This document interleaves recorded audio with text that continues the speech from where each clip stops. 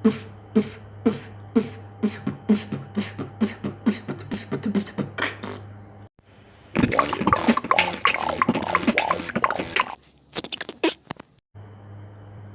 โหลกายมาเจอกับคอยอีกแล้วเนาะ Q6 เนาะซึ่งว่ามื้อนี้เฮาสิมาสอนเสียงสแนร์เนาะ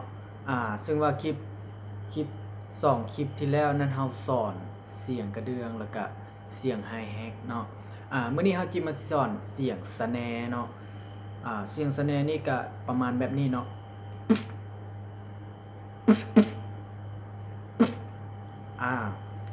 เสียงนี่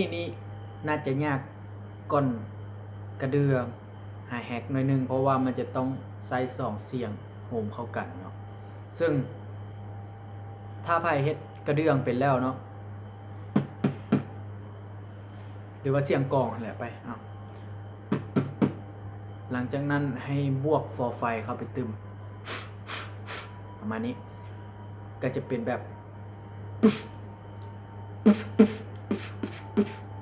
บนี้เนาะขั้นตอนทำอิฐเนาะให้เฮ็ดเสียงกระเดื่องก่อนแล้วก็ค่อยบวกโฟไฟเข้าไปเป็น